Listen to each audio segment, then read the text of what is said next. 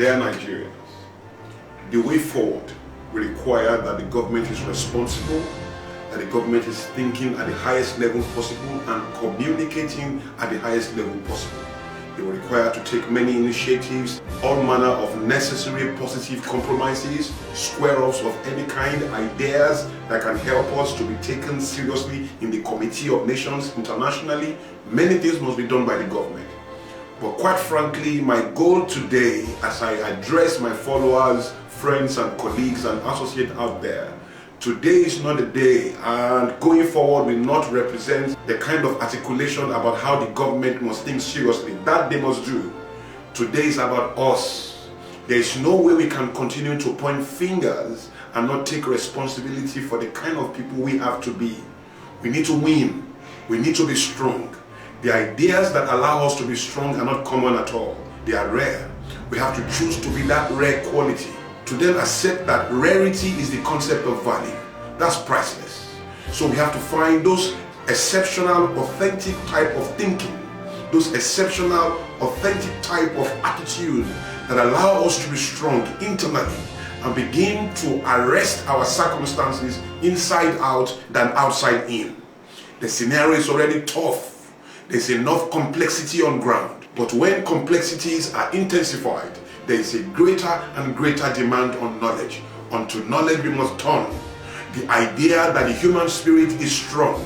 We have the incredible ability to experience our world, to question it very deeply, to find the options that exist in that world, and to be able to know those options to embrace as a matter of supreme urgency, as a matter of supreme importance. This is the new thinking for the Nigerian of 2016.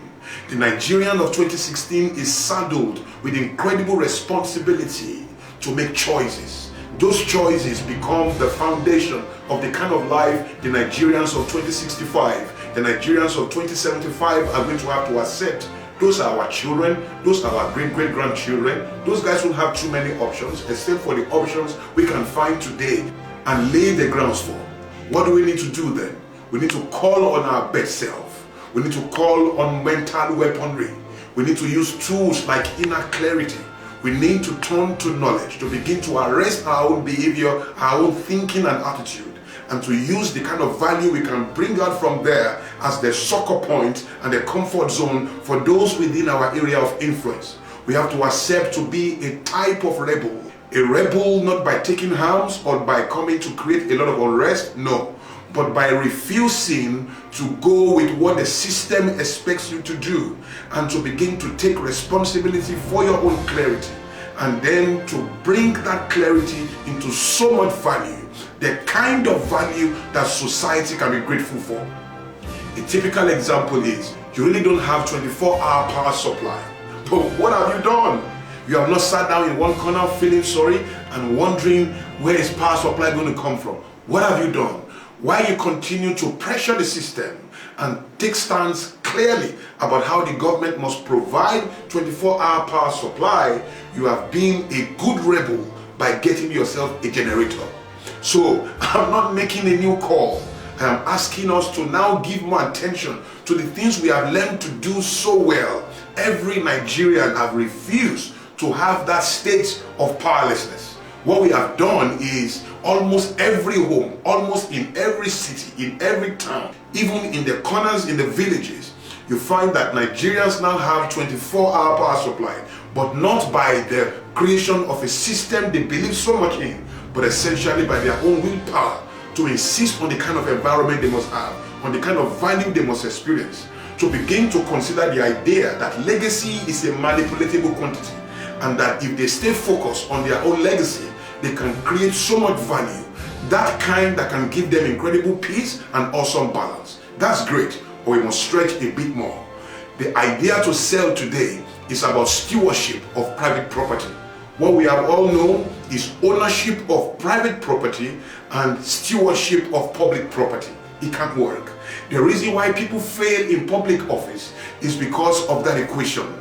They believe in ownership of private property, and then they want to manifest stewardship of public property.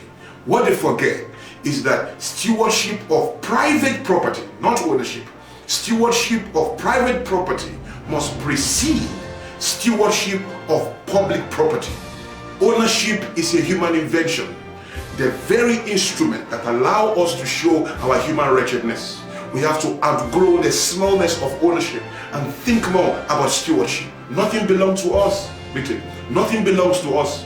We are here as custodians to accept responsibility at a level, to think at a level, and to understand that our shoulder is not for us. Our shoulder represents nothing but a comfort zone, a succor point that the helpless and the weak can lean on. I believe very strongly that helplessness is a state of the human mind. Powerlessness is a state of the human mind. But providence have not allowed all of us to access that knowledge equally. Some of us have had the privilege of accessing that knowledge by some divine arrangement in our history that caused us to be strong and to allow us to be able to accept responsibility in the way we have. What must we do therefore? What we need to do is to accept that responsibility of nature, embrace providence, but then use it in such a way that society can be grateful for. The idea is embrace stewardship of private property. With what is going on in our country today, with the pain around us today, how our children are struggling, our adults are managing deep levels of confusion, our young people are looking for value everywhere, the options are getting leaner and leaner. With what is going on around us today, I think and I consider that every Nigerian that is productive in any capacity has lost the right to only focus on himself. We have all lost the right to only focus on ourselves. The kind of success we want to see in Nigeria now and in all over Africa is not the kind that can help us to grow as individuals. No. We now need the kind of success that society can be grateful for, such that the vision of one becomes the vision of the many, and the vision of the many becomes the vision of one, such that in our participatory ideologies, we can have strength, we can have new focus, we can think communities, we can think stewardship of private property, we can outgrow the prejudice of religion, the prejudice of ethnic sentiments, and begin to find that quality that can bind us together. In my lifetime, I meet Igbos every day, Yorubas every day, Fulanis every day. So I've seen 10 years 4 times with some extras. But in my journey of over 40 years, I'm not sure I have met 10 Nigerians in my lifetime who are able to make equal the borderlines of pain and bliss. Don't get me wrong, I meet people every day who claim they are Nigerians. I meet people every day, Yorubas every day, who claim they are Nigerians. I meet Igbos every day who claim they are Nigerians. People from different minority areas who claim they are Nigerians. Northerners who claim they are Nigerians. But by the time you move into their life, you see prejudices that cannot allow them to make equal, without ethnic or religious sentiments, the borderlines of pain, of struggle, of bliss, of prosperity. Those are issues, even of bonding and of communing at a level. Those are prejudices that we must defeat. Those are evils that we must defeat. Part of the idea is, let's come home, let's accept the idea that there are new trajectories of bonding that we are yet to explore. Those things exist, but we have not cared enough to explore them. But what is bigger? What is bigger is there's no point exploring anything, because it is the person that is well that can donate blood. It is the person that is well that can donate blood. What's that called? That's called capacity. We now need people to focus on themselves, grow capacity, and to grow the kind of capacity that the people within their area of influence, the things within their area of influence, can experience incredible inspiration and succor, comfort and progress. It's called stewardship of private property. Stewardship of private property. The idea that we own nothing, that our best will exist for others, and that there is no way we can exist for others and not enjoy of the privilege of the pipe and conduit principle. What does it say? There's no conduit, there's no pipe in the world that is passing out water to people. There's no pipe in the world that has a goal to be wet. The goal of a pipe is to pass out water for others to drink and use. That's the goal of a pipe. The pipe has no plans to be wet, except that it is impossible for a pipe to pass out water and not be wet. The more water you pass out, the more you qualify to be wet. There will be residue of the value you are passing out that will stick to you even if you don't want it. It is not a choice, it's an experience. It is not a goal, it is an experience. Let's be that pipe. Let's be busy passing out water. Let those who need it use it. Let those who want it get it. Once we do that, we don't need to make getting the water a goal. Pass it out and you will be wet. That's the pipe conduit principle. The idea is share prosperity. Prosperity is not a goal, it's an experience.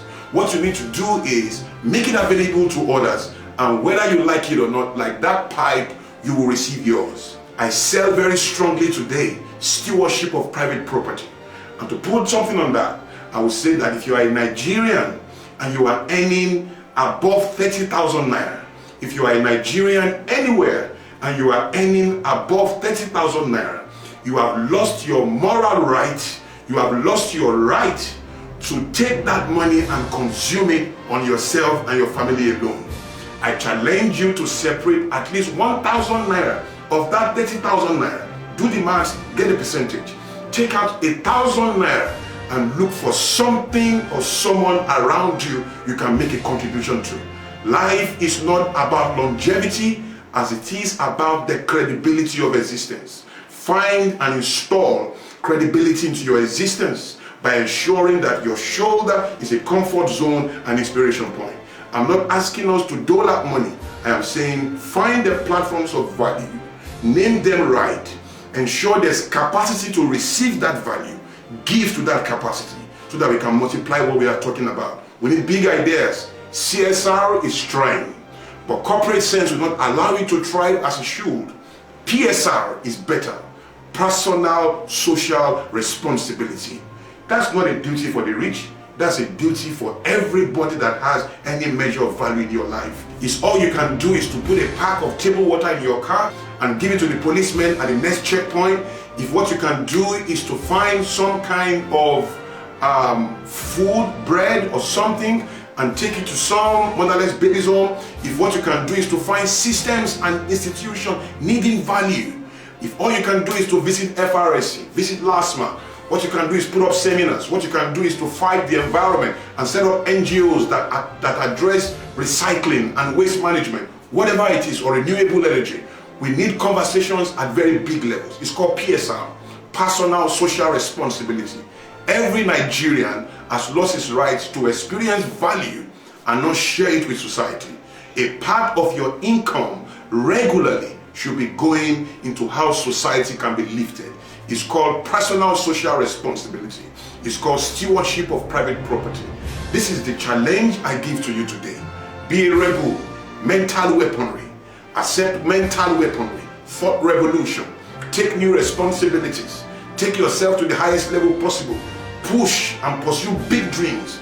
It is the responsibility of the human spirit to accept responsibility for big projects and to make them happen, and to give the world an awesome experience of your difference. This world will never, ever recognize us, reward us for our similarities. We will be rewarded, recognized for our difference. Our difference is our personal power.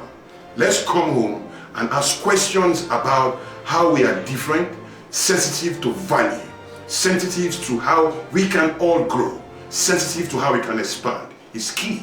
It's called stewardship of private property, participatory ideology. It's called personal social responsibility. This is how we must go. This is what I believe in. And in as much as we continue to pressure the system and give all hope and prayers to government that they will continue to think right, find meaningful options, execute soundly and intelligently, work from helicopter view, big picture thinking, consider everything holistically. The government will do that and more by God's grace. But we must not just fold our arms expecting somebody to come help us. We must help ourselves. I've made up my mind, I'm not going to suffer for anybody's ignorance. Nobody should. Take responsibility. First for yourself, to give yourself a level of capacity and clarity. And then ask, how can this capacity and clarity be valuable to the system? That's not by forming another ministry. That's not by forming another work. That's just by taking a second look at your environment and say, I can make a contribution, I can make impact. That's free. Optimism is free, faith is free, Enthusiasm is free, pursuit is free, and of course, the commitment to share value is very free. There are no gate fees, there are no investment. Get it going, do something. Happy Democracy Day. Consider this new thinking and let's go forward. Nigeria will win, evil will lose. God bless you.